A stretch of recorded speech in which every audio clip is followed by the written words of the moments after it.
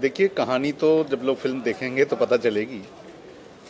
लेकिन एक बड़ी ज़बरदस्त कहानी है और एक तरीके से कह सकते हैं कि आज की फिल्म भी है और ऐतिहासिक फिल्म भी इसको कह सकते हैं। 1931 से लेके और आज तक की जो कश्मीर का इतिहास है, कश्मीर की जो घटनाएं हैं, उन सारी महत्वपूर्ण घटनाओं को इसमें समेटने की कोशिश की गई है एक फिक्शन कहानी के जरिए। सर, सबसे पहले तो ये समझना चाहूँगा कि जब भी कश्मीर का जिक्र होता है और यहाँ की घटनाओं का जिक्र होता है तो सबसे ज़्यादा वहाँ जो भी फिल्म मेकर नेगेटिविटी दिखाते हैं। आपकी फिल्म में क्या नेगेटिविटी होगी या पॉजिटिविटी होगी, थोड़ा सा उस बारे में अगर खुलासा कर सकें। नहीं, ये बड़ा वेग सा सवाल है आपका, नेगेटिविटी और पॉजिटिविटी। तो ये तो एक परसेप्शन की बात भी होती है कि किस चीज़ को हम नेगेटिव लेते हैं, पॉजिटिव लेते हैं। लेकिन हम तो कश्मीर की सच्चाई को बताना चाहते हैं और जो ऐतिहासिकता है कश्मीर की उसको बयान करना चाहते हैं।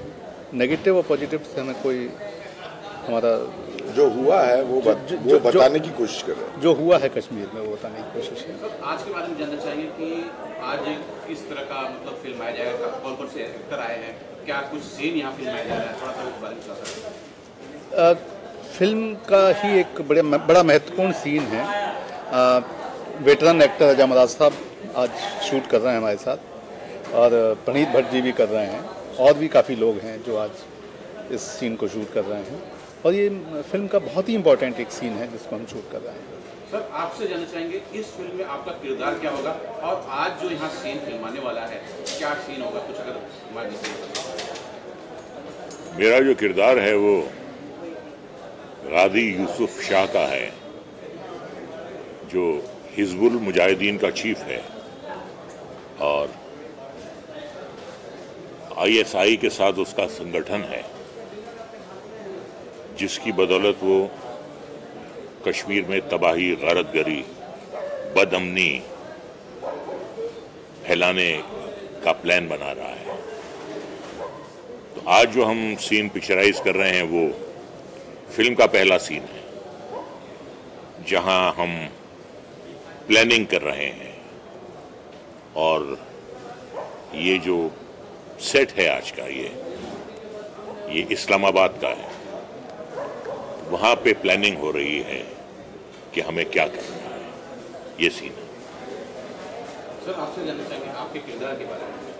सर, मैं बशीर अली का किरदार निभा रहा हूँ, जो कश्मीर में आतंकवाद को डिज़ाइन करता है, आतंकवादी पैदा करता है, उनको ट्रेनिंग देता है, उनसे मिशन करवाता है।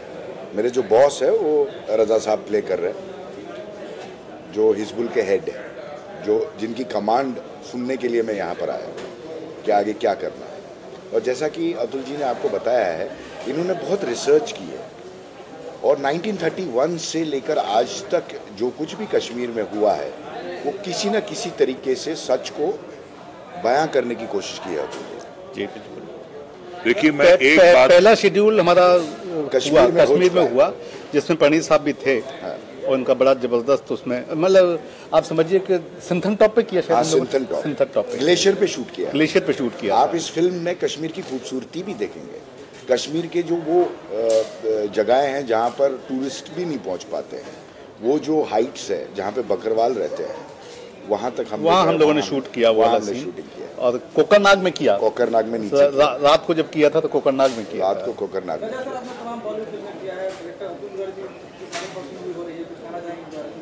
नहीं, मैं इनके बारे में एक बात कहूंगा। दो किस्म के प्रोड्यूसर्स, डायरेक्टर्स होते हैं। एक वो होते हैं जो फिल्म कंप्लीट करना चाहते हैं और दूसरे होते हैं जो फिल्म बनाना चाहते हैं। जो कंप्लीट करना चाहते हैं वो प्रपोजल मेकर्स होते हैं और जो फिल्म बनाना चाहते हैं वो फिल्म बनाना चाहते हैं। तो ये वाकई फिल्म बना रहे हैं। फिल्म यकीनन पैसे से बनती है,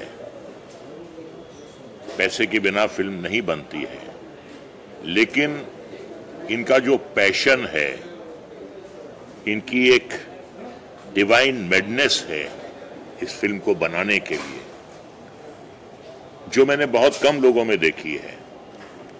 जैसे कि अगला शेड्यूल हमारा कुछ 20 दिन का है, कुल्लू मनाली में हम कर रहे हैं, और उसकी फुटेज मुश्किल से 2.5 मिनट की निकलेगी। तो जो इनमें एक पैशन है, जो इनमें एक दीवानगी है, वो मैं तकरीबन 600 फिल्मों में काम कर चुका हूं, लेकिन ऐसी दीवानगी, ऐसा शौक फिल्म बनाने का मैंने बहुत कम प्रोड्यूसर डायरेक्टर्स में देखा। यही कहूँगा।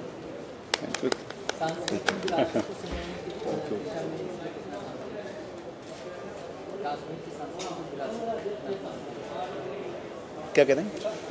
कश्मीर की सांस्कृतिक विरासत, कश्मीर की सांस्कृतिक विरासत कितनी दिखेगी? कितना आपने काम किया उसके बारे में? बहुत ज़्यादा काम किया है, क्योंकि कश्मीर को दिखा रहे हैं। फिल्म का नाम भी कश्मीर है, तो कश्मीर की जो संस्कृति है उसको पकड़ने की पूरी कोशिश की गई है। और कश्मीर में किस तरीके से जो एक कश्मीर की जो फ़िज़ा है, और कश्मीर की फ़िज़ा जो पहले भी थी और आज भी है, उन दोनों को पकड़ने की कोशिश की गई है। कैसे उसमें चेंजेज आए हैं समय के साथ, उसको भी पूरा पकड़ने की कोशिश। एक बात मैं और कहूँगा, बहुत सी फिल्में बनी हैं कश्मीर पे, बहुत सी बनी हैं, नारे तो बड़े बड़े लगे हैं उसमें, लेकिन किसी में कश्मीर जाकर शूट करने की हिम्मत नहीं हुई। इक्का दुक्का लोग गए हैं। इसके लिए बहुत बड़ा दिल चाहिए, इसके लिए बहुत बड़ा कलेजा और जिगर चाहिए कि इन हालात में we are going into the heart of Kashmir. Srinagar, Pahalgam, आप बिल्कुल कश्मीर के हार्ट में जाके, और शूटिंग ये नहीं है कि आप गए और आप चुपचाप करके चले आए। 2 शेड्यूल किए हैं इसमें। तो जब आप कश्मीर जाते हैं तो पूरा यूनिट होता है, कैमरा होता है और रिफ्लेक्टर्स होते हैं, 250 लोगों की, यूनिट मेंबर्स होते 250 हैं। लोगों की। 250। तो ये शूटिंग जो है वो आप चोरी छुपे नहीं कर सकते, तो इसके लिए बड़ी हिम्मत चाहिए। वरना मैंने बड़ी बड़ी फिल्में देखी हैं कि बड़े बड़े नारे लग रहे हैं, लेकिन डर के मारे शूटिंग जो है वो कुल्लू मनाली में हो रही है। वहां जाने की हिम्मत के डायलॉग हैं उसमें, लेकिन कश्मीर जाने की हिम्मत नहीं है लोगों में, खाली डायलॉग बाजी है। नहीं, मैं ये बोलना चाहता हूँ कि इस पिक्चर में कोई भी ऐसी ईंट नहीं है जो सर ने उठाई नहीं है। मतलब जिस लोकेशन पे हमको शूट करना, उस लोकेशन पे हम गए, वहाँ पे हम लोग ग्लेशियर पे शूट कर रहे थे। Yes. मतलब 5 मिनट में मौसम चेंज हो जाता है और बर्फ शुरू हो जाती है। पहले दिन तो फंस ही गए थे। पहले दिन तो फंस ही गए थे। और कैसे वहाँ के जो बकर वाले, उन्होंने बोला अभी आप तुरंत निकलिए, और 10 मिनट्स में, लेकिन हमारा यूनिट और प्लानिंग ऐसी थी कमाल की कि हमारा पूरा यूनिट रेडी था। 5-10 मिनट में हम लोग गाड़ियों में बैठे और वहाँ से निकल भी गए। 250 लोगों की। 250 लोगों की यूनिट। अतुल जी, ये जानना चाहूँगा कि यहाँ से सारी जो यूनिट तो आप वहाँ लेके गए, लेकिन संभव नहीं है कि सब वहाँ पहुँच सके। क्या वहाँ के लोकल लोगों को भी लेकर इसमें इन्वॉल्व कर सकते? बहुत ज़्यादा लोकल लोगों को बहुत काम दिया, बहुत काम दिया। वहाँ के जो लोकल आर्टिस्ट हैं उनको बहुत काम दिया, उन्होंने अपने बहुत साथ बहुत काम किया। और इनके साथ जो भी लोग थे सारे लोकल थे। सारे लोकल थे। पंडित जी के साथ जो भी लोग जूनियर आर्टिस्ट थे, सारे लोकल लोग थे। सारे लोकल क्योंकि दे आर गुड परफॉर्मर्स, और वो कश्मीर की फिजा को पहचानते हैं। एक लास्ट मेरा एक सवाल रहेगा। पूछिए। आपने काफी रिसर्च किया इतिहास से लेके यहाँ तक जी। कोई ऐसा एक वाकया या इतिहास का कोई एक लाइन हो या कुछ हो घटना है जो शेयर कर सके, जो आम लोग नहीं जान रहे हैं, ऐसा कुछ हो? नहीं, देखिए, कश्मीर तो एक ऐसा प्लेस है, मैं तो कहूँगा, जिसके बारे में जितनी बातें कही जाएं, केवल एक घटना को उठा के तो बात नहीं की जा सकती है, वो तो बड़ा मुश्किल है। लेकिन मैं ये कहूँगा कि कश्मीर को मैं एक नैरेटिव की बात कहूँगा कि कश्मीर जो है ना, उसको स्वर्ग कहा जाता है। तो मुझे लगता है कि स्वर्ग बड़े अटैक्स होते हैं, इंटरनल भी होते हैं, आउटसाइड भी होते हैं। तो लगता है क्या कश्मीर को भी उसी तरीके से कुछ नज़र लग गई, या क्या हुआ कि कश्मीर जैसी एक जो विरासत की चीज़ है, जो एक इतनी बड़ा जिसका एक इतिहास है, जिसकी लेगेसी है, वो आज वहाँ इस तरीके की चीज़ें हो रही हैं। पॉलिटिकल सेंटर रहा है कश्मीर, पॉलिटिकल और इतिहास संस्कृति का केंद्र रहा है, विचार का केंद्र रहा है। पूरी दुनिया से जो विचार जाते हैं, पूरी दुनिया में कश्मीर ने विचार दिए हैं। शोध का भी विषय रहा है कश्मीर। अनेक आर्टिस्ट हमारे बॉलीवुड के इसमें काम कर रहे हैं। सबसे बड़ी बात तो यह है कि रजा मदार साहब काम कर रहे हैं, प्रणीत भट्ट जी काम कर रहे हैं। काफ़ी लोगों की शूट कंप्लीट हो गई है। इनामुल हक का हो गया, रजनीश तुगल का हो गया, आकांक्षा पुरी का हो गया, अनेक लोगों इसमें काम कर रहे हैं। हाँ, ये तो बात है। लेकिन हम लोगों की मीटिंग हुई और इसके बाद एक्चुअली रजा साहब का तो ये है कि वो भांप लेते हैं ना। He is a legend actor, 600-700 फिल्मों में काम किया है, तो उनको बहुत ज़्यादा बताने की ज़रूरत नहीं पड़ती है। वो भांप लेते हैं कौन सी चीज़ क्या है, क्या करना है और क्या नहीं करना है। देखिए बात क्या है भाई, आप इंसान की नीयत देखिए। अच्छी नीयत, बुरी नीयत छुपती नहीं है, वो जाहिर हो जाती है। इनसे जब मेरी मुलाकात हुई तो मुझे ऐसा लगा कि ये जो फिल्म बना रहे हैं, जो कश्मीर में हुआ है, इसमें यह नहीं है कि जो कैरेक्टर्स हैं वो बिल्कुल ट्रू टू लाइफ। बहुत से कैरेक्टर जो हैं ट्रू टू लाइफ हैं। हम नाम नहीं लेना चाहते। मैं भी जिस कैरेक्टर का मैं रोल कर रहा हूं, मैं उसका नाम नहीं बताऊंगा, बहुत मशहूर नाम है। लेकिन इनकी जो एक सिंसियरिटी की अप्रोच है, जिस सिंसियरिटी से ये फिल्म बना रहे हैं, उससे मैं बहुत प्रभावित हुआ हूं। इसमें कोई मेलोड्रामा नहीं है, इसमें कोई एग्जैजरेशन नहीं है, इसमें वही है, हकीकत है जो हुआ है। कहीं ऐसा तो नहीं है कि हिंदुस्तान का बहुत बड़ा खलनायक जो था है, उसके नाम को लेकर के आपको लगा कि मैं भी वो बहुत बड़ा खलनायक, उस चीज को करेक्टर करना चाहिए आपको? नहीं, वो हिंदुस्तान का खलनायक नहीं है, वो पाकिस्तान का खलनायक है। वो वहां का है, सरहद के उस पार का है। तो मैं उनका नाम नहीं लेना चाह रहा। मैं जिस वक्त आप मुझे देखेंगे गेटअप में, तो आंख बंद करके आप पहचान लेंगे कि मैं किसका रोल कर रहा हूँ। जी, कुछ सस्पेंस तो होना चाहिए। जब रिलीज हो जाएगी आप थिएटर आके देखिए। दर्शन सफारी में मैं काफ़ी लोगों का नाम नहीं ले पाया हूँ। राम गोपाल बजाज हैं, दर्शन सफारी हैं। तो एक्चुअली मैं नाम इसलिए नहीं ले पाया हूँ कि अनेक लोग बॉलीवुड के काम कर रहे हैं इसमें। एक लॉन्ग, हाँ, बहुत लॉन्ग लिस्ट है। सब लोग बड़े मनोयोग से काम कर रहे हैं हमारे साथ।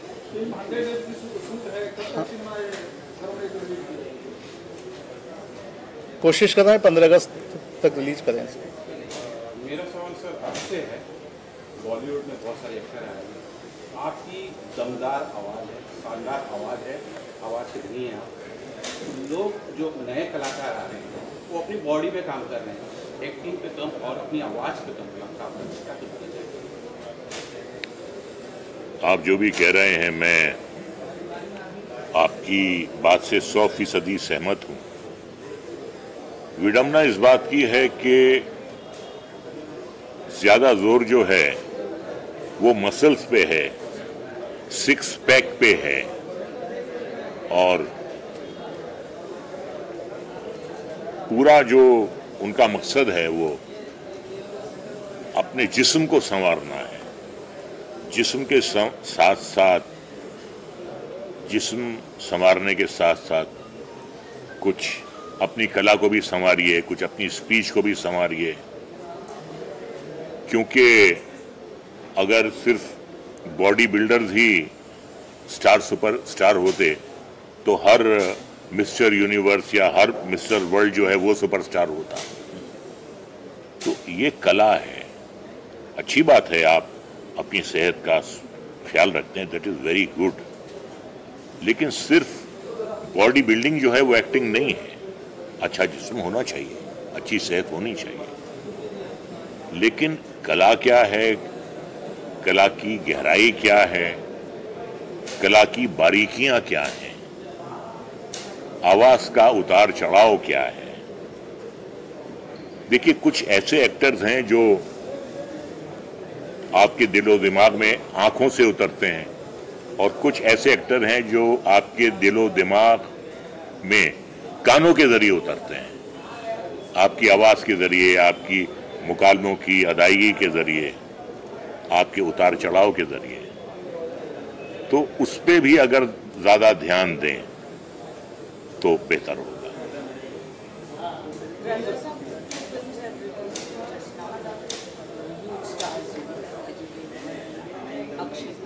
जी जी, हाँ।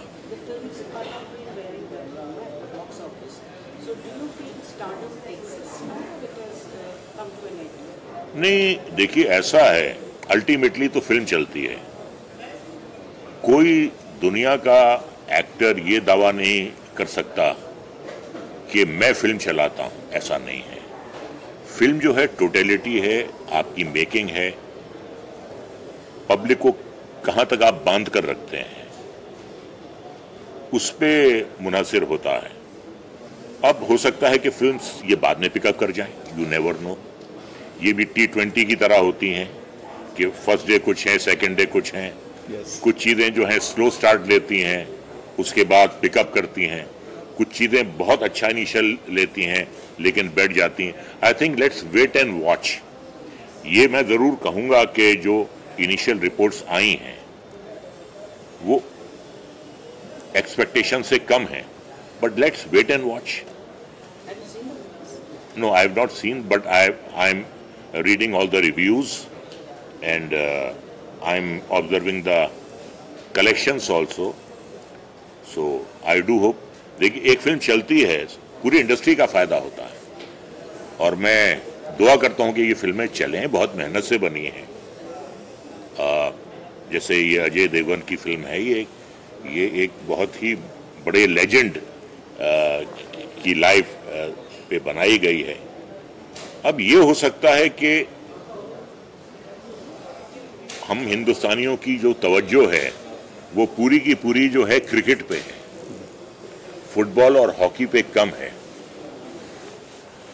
तो क्रिकेट का नाम सुनते ही लोग उछल जाते हैं, और इतने क्रिकेट के दीवाने होते हैं कि जो टेस्ट मैच होते हैं या 2020 IPL के मैचेस होते हैं तो बॉक्स ऑफिस पे भी उसका असर पड़ता है।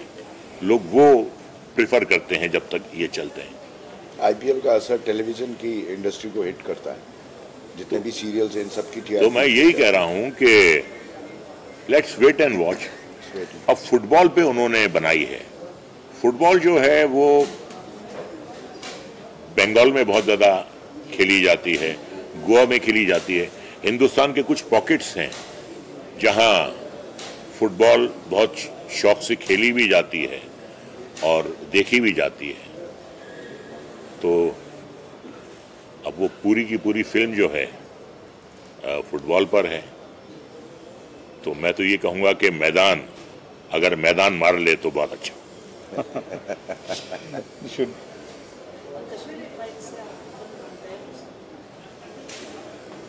नहीं, दो फिल्मों को ऐसे कंपेयर नहीं किया जाना चाहिए।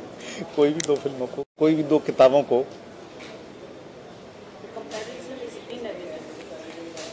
नहीं, कंपैरिजन तो मुझे नहीं लगता कि कोई कंपैरिजन है, क्योंकि वो एक चीज़ को लेके बात कही गई है। इसमें पूरे कश्मीर की जब आप इतिहास की बात करते हैं ना, 1931 से बात कर रहे हैं, वो 91 की बात कर रहे हैं। वो सिर्फ 1989 से 91 तक की बात कर रहे हैं। हाँ, वो 2 साल की बात कर रहे हैं, मैं 90 साल की बात कर रहे हैं हम लोग। तो वो स्पैन बहुत ज़्यादा बड़ा है, स्पैन बहुत ज़्यादा बड़ा है, बहुत व्यापक परिकर भी हो जाता है। जब आप इतने बड़े उसकी बात करते हैं, इतने 90 साल की आप इतिहास की बात करते हैं, तो एक बड़ा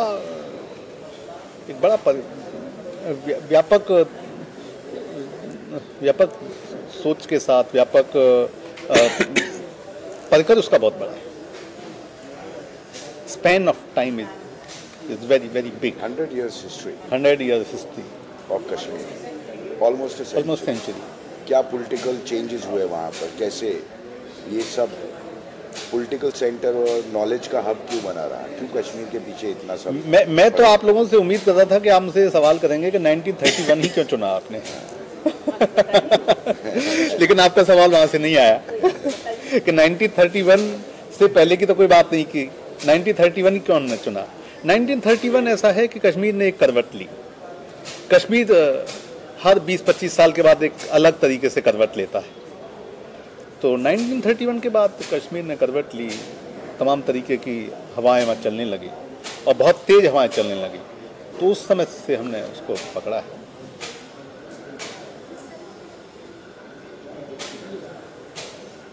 पहले तो मैं अतुल गर्ग जी को बधाई देना चाहूँगा, क्योंकि ये बहुत बड़ी प्रोजेक्ट है। ये जो पिक्चर करने जा रहे हैं, ये असल में देश की सच्चाई को इन्होंने दिखाने का काम किया है और काफ़ी बखूबी अच्छे से ये देश की सच्चाई को दिखा रहे हैं, हमारे हिस्ट्री को दिखा रहे हैं। जो कश्मीर पिक्चर ये बन रही है, एनिग्मा ऑफ पैराडाइज जिसका इन्होंने एक टाइटल रखा है, तो मैं इनको बहुत बहुत धन्यवाद देना चाहूँगा और आशा करता हूँ कि ये फिल्म जनता को बहुत पसंद आएगी।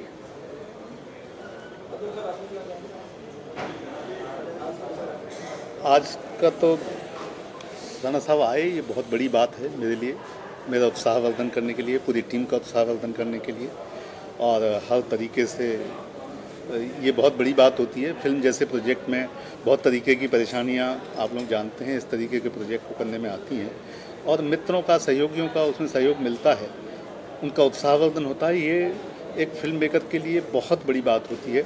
हम लोग इसको समझ नहीं पाते कि क्या है, लेकिन ये जैसे ही डायरेक्टर प्रोड्यूसर को ये कुछ लोग मदद करते हैं, किसी भी तरीके से उत्साहवर्धन करते हैं, मदद करते हैं, मानसिक सहयोग करते हैं, तो वो बहुत बड़ी बात होती है। उनको उससे बड़ा बहुत ये जो एक मुश्किल भरा काम है, इसको करना उनके लिए आसान हो जाता है। तो मैं भाई साहब का बहुत तहे दिल से स्वागत करता हूँ, धन्यवाद करता हूँ कि वो आज हमारे बीच में आए। बहुत अच्छा लगा। अतुल जी बहुत ही काफ़ी मधुर इंसान हैं और बखूबी जो चीज़ों की गहराई में जाना कहते हैं, जो फिल्म में असली गहराई में जाना होता है, वो गहराई में जाकर के चीज़ों को बखूबी बहुत अच्छे तरीके से लेकर के आया इन्होंने। और इस पिक्चर में भी मैंने देखा है, इन्होंने एक एक बारीकी से हर एक चीज़ को इन्होंने अपने पिक्चर में दर्शाया है। और अभी फुटेज देखा है भाई साहब ने, अभी फुटेज जो मैंने देखा है, और अभी तो शूटिंग होनी बाकी है, तो जब फुटेज से ही मैं इतना प्रभावित हूँ, तो मुझे पक्का यकीन है कि जब पिक्चर पूरी होगी तो जनता उससे काफ़ी खुश होगी।